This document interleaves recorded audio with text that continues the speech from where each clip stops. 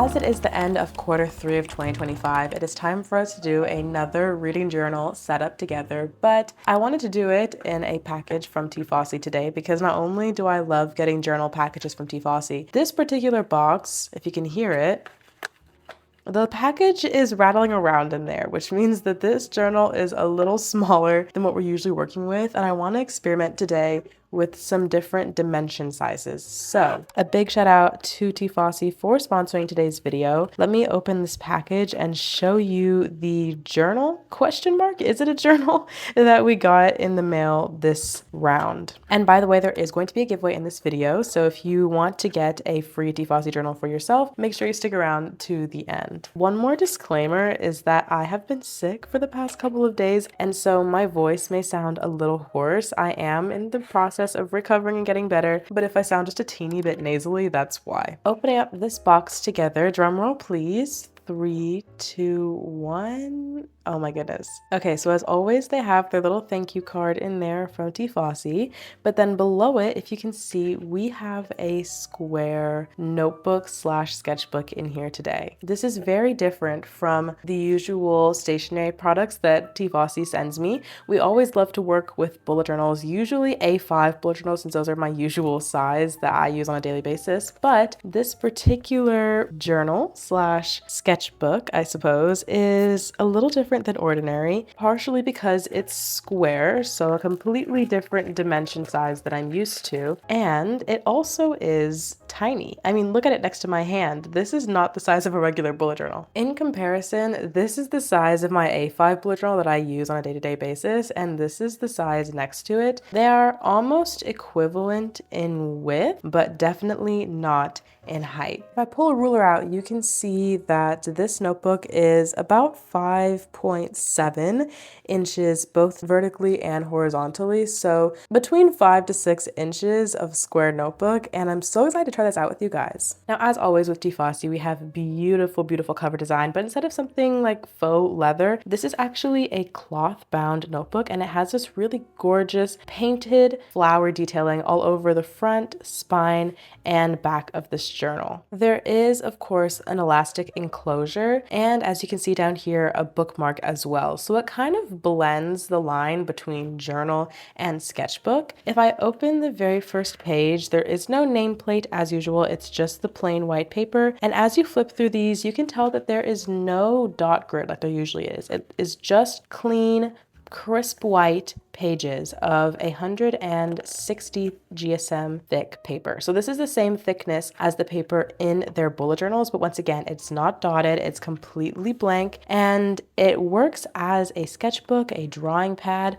but it could also work as a bullet journal technically if you wanted to just not use the bullets or like the dots in a normal bullet journal. But again, there's a beautiful white bookmark and the elastic enclosure, plus the type of binding that merges the difference between journal and sketchbook. So I guess you can comment below and tell me which one you would call this. I'm probably going to lean towards calling it a sketchbook, but it really could work for both. That being said, we're going to be using it as a journal today because I want to make a reading journal spread in this tiny little notebook today, talking about all the books that I read in Q3. Now, if you don't know, I'm a huge reader. I read so many books every single year, and by Q3, I mean the beginning of July to the end of September. So since it's currently the beginning of October, I have all the books that I read during that period printed here on paper, and we're going to be making a spread in here about them. Now, I actually also have a reading slash booktube YouTube channel as well as this one. It's called Sophie Joe. I will link it down below if you want to go check it out. I post almost every week over there as well. We do reading vlogs and wrap-ups and book hauls and suggestions and things like that over there. It's really fun. So if you want to go check me out on that channel, definitely do so. But we're going to be talking reading over here.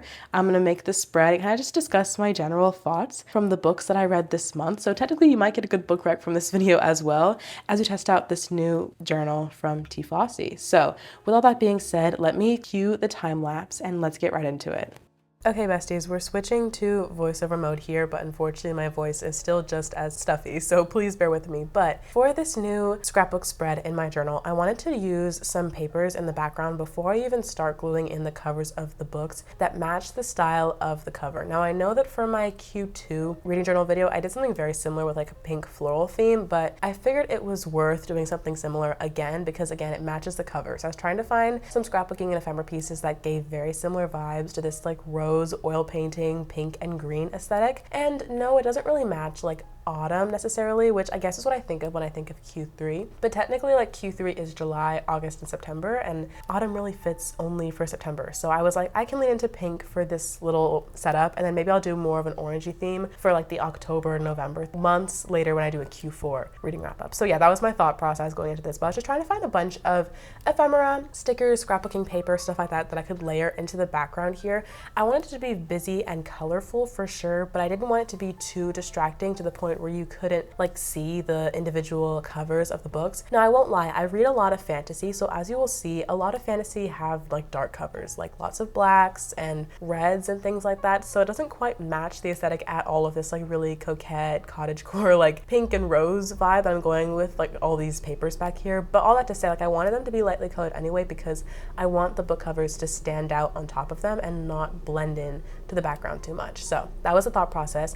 I'm basically just going to be layering different pieces of paper and then stickers in the background, and then I will eventually cut out all of the covers of the books and paste those in around this little miniature spread as well. Now, since I'm not actually using that much time here, the video isn't that long, I figure I will just talk about the books while we're already here, even before I start showing them to you on camera. So just listing in order real quick all the books that I read during this little period. I read 21 books in a total of 9,924 pages, so almost 10,000 pages over the past 3 months, and my average star rating was a 3.73, so very much like right down the line. I wouldn't say I'm like overly strict with my ratings. I do tend to like round up sometimes, but when a book pisses me off, I will give it like 1 or 2 stars if it's really annoying. But I'm also pretty good at like judging my reading taste, and I don't pick up a book I think I'm going to hate, so if like a 3.73 is a very good average rating. And then again, I'll just like list all of the books that I read really quick so you can hear if something stands out to you. So in order from July 1st to the end of September, I read Shatter Me, Servant of Earth, Love Redesigned,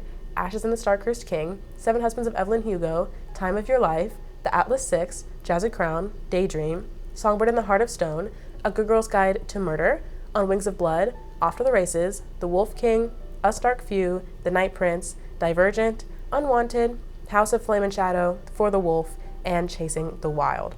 And out of all of these, I didn't quite mark which ones I gave like 5 stars. I'm trying to look right now. I think I've given 3 of these books 5 stars. So Ashes and the Star-Cursed King is the second book in the Crowns of Nyaxia series, and I love this series so much. Reading book 2 was a reread for me. I'd read it first last year, and I picked up the series again to annotate them this year, and that was a 5-star read. So highly recommend anything by Carissa Broadbent. I still need to continue reading the rest of her backlist, but that book is so good. Then I read Jazzed Crown over the summer, and I adored this book. This series, this duology, is so underhyped and really just needs all of the hype because it deserves it. It's so good. It's a debut fantasy duology inspired by Egyptian mythology, and Jazzed Crown made me sob my eyes out at the end. It was so good. Such an original fantasy. I really loved it. And then the last 5-star was one more reread. It was For the Wolf that I just recently reread a couple weeks ago. Another book that I first read last year, just had to experience again, especially during the fall time, because this one, the autumn vibes are absolutely immaculate. And honestly, I would say that a lot of my 5 stars so far in 2025 have been rereads. I say a lot on my book channel, but this year has been the year of rereads for me. I have just been picking up books that I've loved in the past because I want to experience them again. So much so that I've actually like put a ban on myself. I can only reread like 1 book per month because it's gotten kind of crazy, to the point where I'm not finding any new 5 stars. Like besides the Jazzed Crown, or the Jazzed Air duology is what it's kind of called, I think. I don't think I've actually found a new to me 5-star this year. So all that to say that my old book taste really slaps, but I'm really still looking forward to some, hopefully maybe another 5-star or 2 before the end of the year that's like a new to me book that I haven't read once before. So keeping my hopes high for that. And you can see the types of books that I like to read based on like the selection here. It's mostly fantasy and romance. I have a couple dystopians in here. I have a couple like mystery thrillery books in here, but as a whole it's fantasy and romance. So if you like to read those genres and you have an idea of a book you think that I might love, I would love to hear in the comments below any suggestions or recommendations that you guys have. And of course, like I said, I keep promoting my other channel, but it's because I really enjoy making videos over there. But I do post a lot on Sophie Joe about book content, so if you're ever looking for more reading content from me that you don't see on this channel, go check it out over there, because I promise you cannot leave that channel without finding a good recommendation. I only have the best of books that I want y'all to read, and I will only say my honest thoughts about everything that I read. Speaking of honest thoughts, my least favorite books that I read in this little period here, let's start with really shatter me.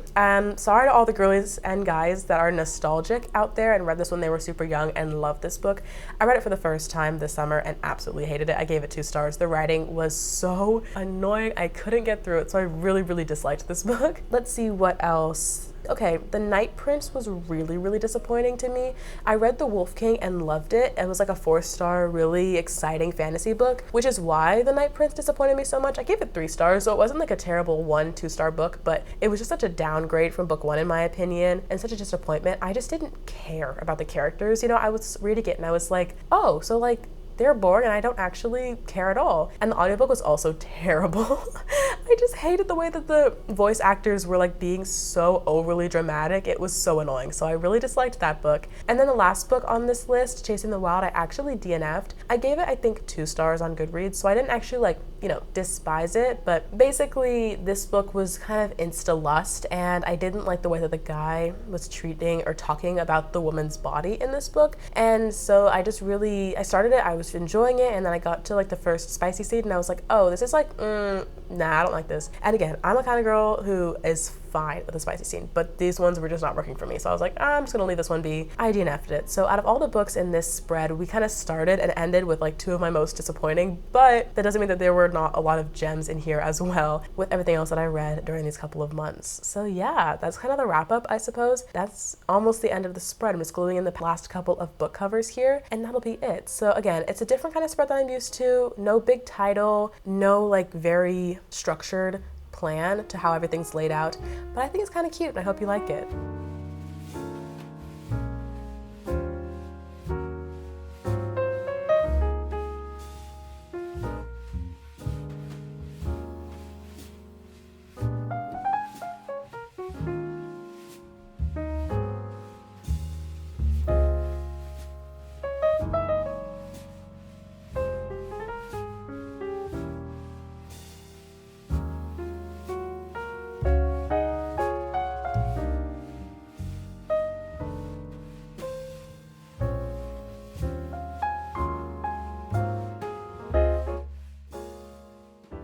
I am filming this later in the evening, so we are like losing light actively as we speak, but I finally finished this spread. What do you guys think of this final setup? It's very like loose and not very orderly, I suppose. Like usually I will do like a column of all the names of the books, or I'll have like a huge header, or I'll have them in like very orderly rows. But I think number one, the size difference and the lack of dots to help me keep the images straight made me kind of lean into this purposefully like off-center, crooked way of aligning all these pictures and adding all the background stuff. I don't know, it's very like a junk journal-y, but I really like it, and I hope that you guys do too, and that you enjoyed this video. Of course, huge shout out to T. Fossey, because this absolutely stunning journal definitely inspired the entire theme of the finished spread. And speaking of, I know you guys are here for the giveaway, so let's talk about that. I'm partnering with T. Fossey this month to give away 1 free journal from the website to one of my viewers for free. It could be this beautiful little sketchbook, or it could be anything else on their website. You're free to pick any product that is in stock. So all the rules for the giveaway will be here on the screen for you to enter. This giveaway is completely international and there's only 1 winner. The giveaway starts today, Saturday the 11th, and will last until next Friday the 17th at 11:59 p.m. Central Time. So make sure that you submit your entry by then. And to submit your entry, you need to follow me on YouTube and follow T. Fossey on YouTube. You need to follow us both on Instagram, and their links will be down below in the description box. And then you can also just comment the rose emoji down below with a way to contact you, like your Instagram handle or something like that, so I know how to reach out if you eventually win. I hope that you guys take good advantage of this, because I love being able to partner with T. Fossey and send you guys a journal for free. And if you want to go check out T. Fossey's products and you don't by chance win the giveaway, there is a link to their website in the description box below, and you can use code MINGO for 10% off literally year-round to get yourself a little discount on any of their beautiful, beautiful products. Comment below if you got a good book recommendation from this video. I want to definitely chat books with y'all. I'm so curious to hear about what you guys are reading and if you've read anything that I read in the past 3 months. And again, my book channel is also linked down below at Sophie Jo if you want to go see more reading videos from me. All right, I've been yapping for a while. That's it for me. Hope you have a great rest of your day, and I will see you soon in my next one.